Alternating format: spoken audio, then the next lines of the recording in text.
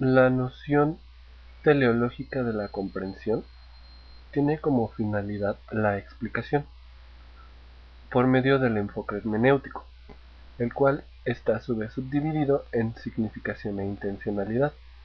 La significación es la interpretación que le da el científico, mientras que la intencionalidad podría ser vista como los objetos y los propósitos, o de otra forma lo podríamos ver precisamente como una especie de causa final.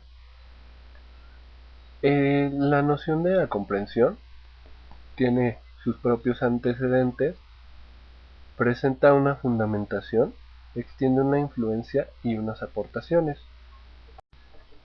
El principio hermenéutico utiliza la palabra de Dios por medio de la interpretación bíblica. Aquí surgen ciertas divisiones debido a la forma de interpretación. Una de ellas es la forma literal, en la cual se toma textualmente lo que dice la Biblia con un fin de inspiración divina. Posteriormente surge completamente la contraria, que es simbólica.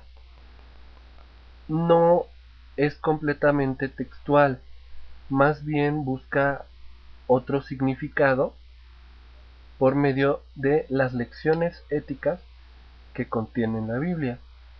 Y finalmente surge la interpretación mixta, que es precisamente una mezcla de las dos anteriores, por las cuales existe la alegórica, que busca todo lo que está implícito en la Biblia, los significados dobles, por así decirlo, y la anagógica, que es más mixta.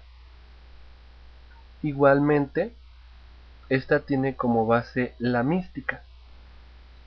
Entendámosla como todo aquello que está detrás de la Biblia, pero no se menciona, sino que se entiende como algo extraordinario. Cabe mencionar que la hermenéutica de Santo Tomás, una de las principales, es completamente literal y surge durante la escolástica, que podríamos ver como una corriente histórica o filosófica, la cual intenta encontrar y comprender la verdad revelada. Se opone completamente al positivismo y surge en respuesta a él, intentando comparar las verdades racionales con los dogmas religiosos. El enfoque hermenéutico está sustentado por tres pilares principales. El primero es la demostración de los preámbulos de la fe. Realmente no es comprensivo y se le toma como demostrativo. En él, la jerarquía en la cual se basa tiene primero a la inteligencia divina, posteriormente a la angelical y finalmente a la humana. Por esta razón, hay verdades que nosotros no podemos comprender, ya que los ángeles y la divinidad tienen mayor sensibilidad para comprender la realidad. Posteriormente, el segundo pilar es el esclarecimiento por semejanza de la verdad y de la verdad de la fe. Aquí sí es un pilar que podremos tomar como comprensivo e interpretativo, en el cual se cita que la clemencia mandará aceptar por fe incluso lo que el hombre puede conocer por la razón para evitar el error. Lo que nos quiere dar a entender es que la fe nunca va a estar peleada con la razón. Finalmente podemos encontrar el pilar de la neutralización de las objeciones contra la fe, que también es comprensivo e interpretativo. Aquí hace mucho hincapié en que la sabiduría divina se ha dignado a revelar al hombre sus misterios mediante la fe por el don del Espíritu Santo. Es decir, todos aquellos descubrimientos que nosotros los hombres hemos podido realizar han sido gracias a que la divinidad ha permitido que así suceda. Siguiendo con el modelo de la hermenéutica, tenemos que obviamente busca la verdad mediante la resolución de las sagradas escrituras por medio de la fe o revelación divina. Aquí utiliza una metodología en la cual se intentan manifestar las verdades probables y demostrativas. Las probables son aquellas que pueden o no ocurrir y las demostrativas son aquellas que nosotros podemos verificar. Se jerarquiza de lo más a lo menos textual, señalando la verdad de la fe en todo momento. La noción de comprensión como principio hermenéutico tiene como base a Dios. Debemos de buscar sus efectos. Estos efectos son, por ejemplo, la lluvia, el sol, el viento, efectos que podemos encontrar en la naturaleza. ¿Cómo podemos llegar a la determinación de que Dios existe?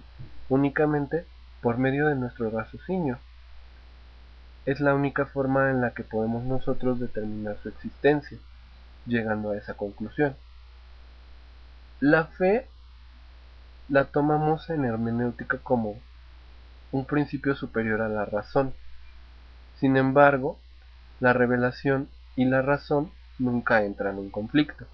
Dado del principio de comprensión, el esquema que sigue la hermenéutica es el de observar el fenómeno social considerado como único e irrepetible por el entendimiento crítico y el entendimiento objetivo.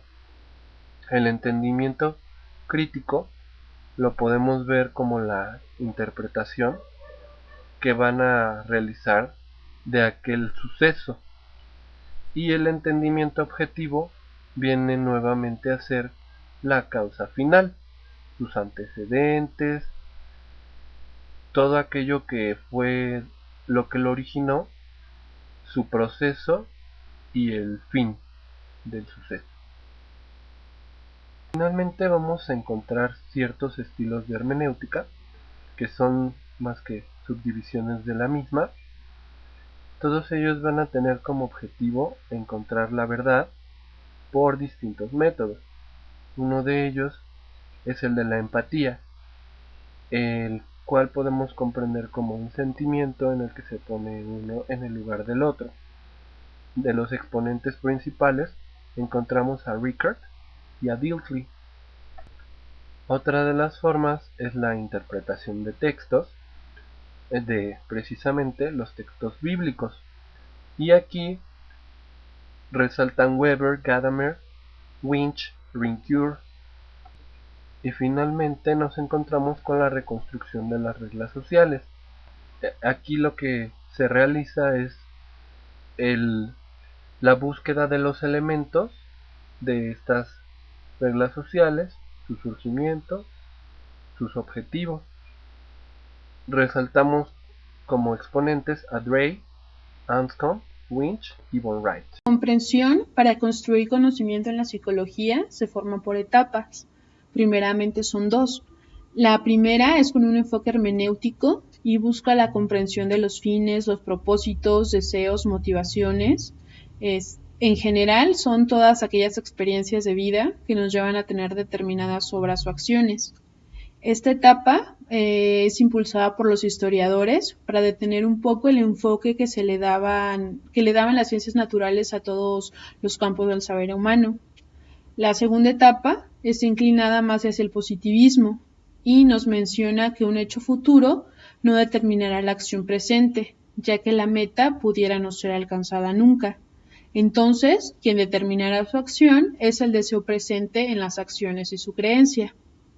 Posteriormente se forma una tercera etapa. Esta es como reflejo de los cambios en la cosmovisión de las ciencias naturales. Se basa en la reconstrucción de reglas o normas sociales para comprender el significado de la acción humana. La psicología se ha ligado principalmente al campo tradicional de la teleología, caracterizándose por la búsqueda de objetivos e intenciones. Aquí marcamos el dominio teleológico sobre las ciencias biológicas.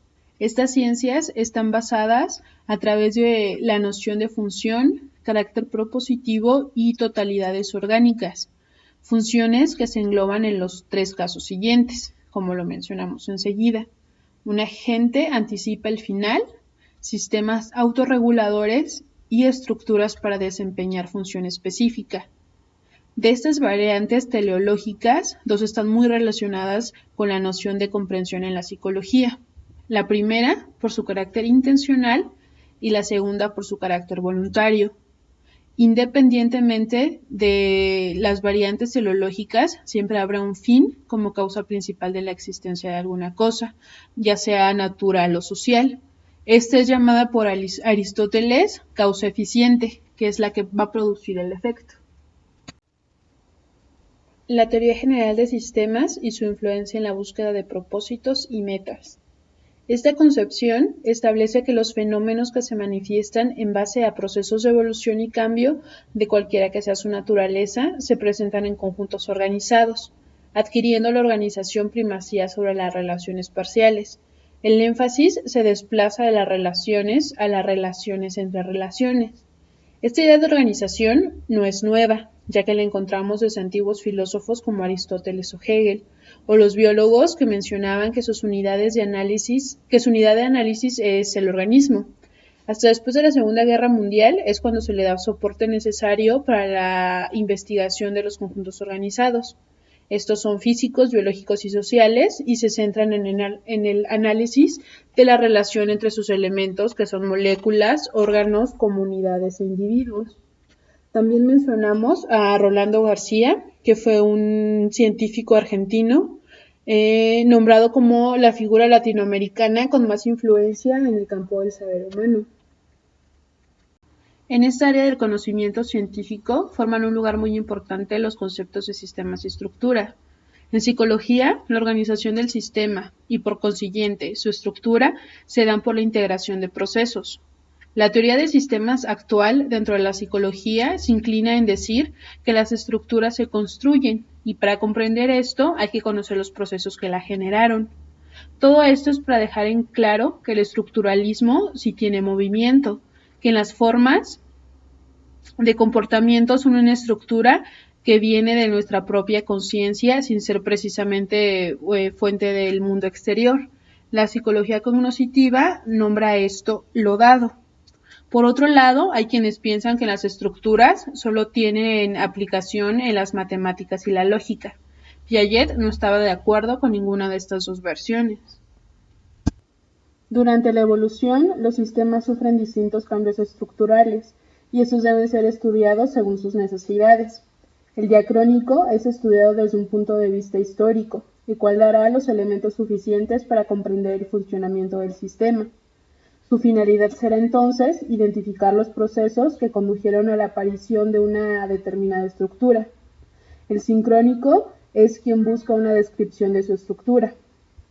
Todo esto es con la finalidad de identificar la división entre el final y el comienzo de una transición. Por eso la explicación causal se centra en describir las estructuras más que en analizar. Lo que la teoría de sistemas propone es que se deben de conceptualizar los fenómenos psicológicos como partes de un todo, y no como un todo se debe de separar en partes.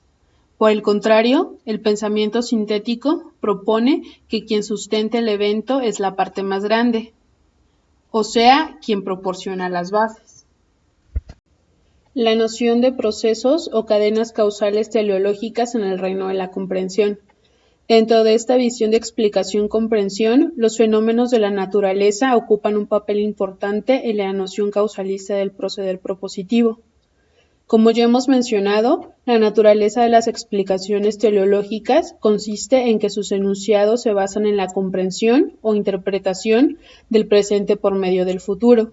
La explicación de un nuevo evento futuro no es directo, sino que opera por medio de procesos que se encuentran entre el inicio y el final. Estas son cadenas que están presentes en la acción intencional y en la no intencional dirigida a una meta. Arturo Rosenbluth, de nacionalidad mexicana, menciona que la noción de causalidad es innecesaria en las ciencias y esta debe de sustituirse por leyes que den relaciones funcionales entre las variables, cuya característica sea que no estén condicionadas por el tiempo. Así que si la ley es aplicable ahora, también deberá ser aplicable mañana. Para él es ocioso decir si la ciencia tiene un inicio y una meta, como la teleología. Él piensa que lo importante es estudiar los procesos. El impacto de la noción de autorregulación y retroalimentación en la ciencia. Podemos comentar que el enfoque hermenéutico que nos ha aportado la teleología en la ciencia permite que se pueda realizar teoría a través de construcciones hipotéticas que representan las variables internas que explican los procesos o fenómenos. Esto ocasiona que pueda existir un autocontrol y una retroalimentación dentro de estos procesos, sin necesidad de limitar o extrapolar las funciones en medio de la experimentación. Este concepto ha sido adoptado por las ciencias sociales, las biológicas y, por supuesto, la psicología. La psicología observa la conducta y actúa sobre ella de ser necesario.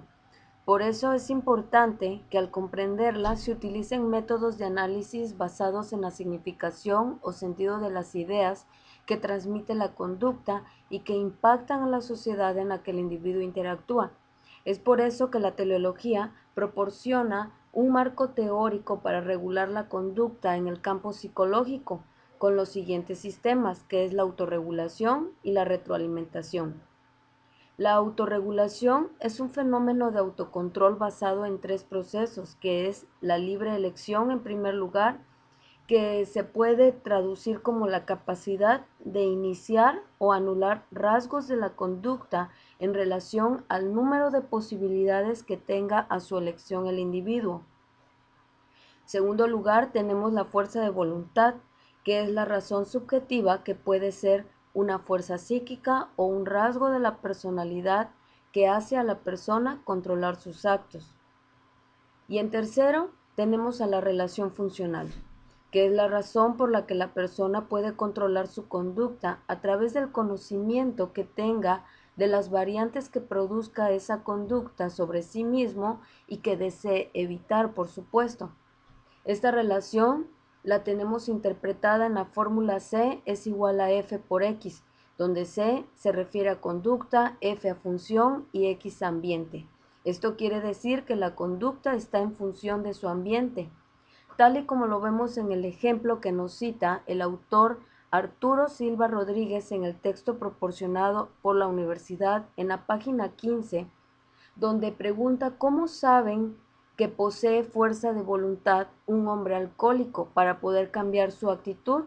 Bueno, pues se afirma que la ha tenido puesto que ha dejado de tomar cualquier bebida alcohólica durante 5 meses. El problema de esta explicación radica en que se empleó una conducta que fue dejar de ingerir alguna bebida alcohólica para determinar la presencia de un estado interno, que es la fuerza de voluntad sobre la que estamos hablando, y que se utilizó a su vez para explicar la conducta original, que fue dejar de emborracharse. En la retroalimentación observamos que este fenómeno de autocontrol es de carácter biológico.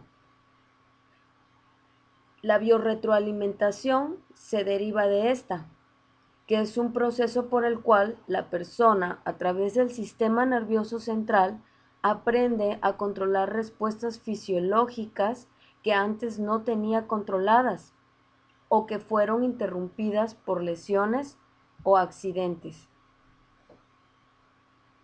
Podemos mencionar que esta biorretroalimentación no solamente tiene características fisiológicas o de orden visceral, sino que también se ha utilizado para liberar material reprimido que está afectando al individuo en cuestiones emocionales. La teleología, con sus dos fenómenos de autocontrol, Proporciona al individuo ciertas habilidades para poder relacionarse en su medio de forma satisfactoria. A través de la autorregulación, el individuo obtiene control en dos campos, que es en la sociología y en la biología. En el campo sociológico, el ser humano adquiere la capacidad de mantener autocontrol sin necesidad de tener presente a sus superiores que le estén indicando paso a paso lo que debe hacer. En la biología, adquiere la capacidad para diferenciar entre diversas pautas de conducta y así seleccionar cuál es la que le conviene para llegar a un fin adecuado o deseado. Por medio de la retroalimentación, el individuo obtiene control en dos campos, que es en la biorretroalimentación y en la psicología. En la biorretroalimentación, el individuo adquiere la capacidad de controlar el ritmo cardíaco, la respiración y otros sistemas del organismo utilizando mecanismos regulatorios seleccionados para controlar su funcionamiento. Todo esto es en el ámbito orgánico y visceral. En el campo de la psicología, que se refiere al campo afectivo, el ser humano puede elegir los mecanismos de control y dirección derivado de la homeostasis y el balance biológico para mantener un equilibrio en momentos de peligro o malestar emocional.